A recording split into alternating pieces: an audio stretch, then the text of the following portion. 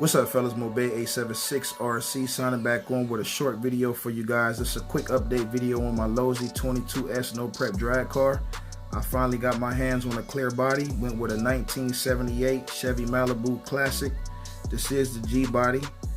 I use a metallic purple by Tamaya, and then I hit it with the silver backing, and then finish it off with a truck bed liner to give it a little bit more protection for the paint job.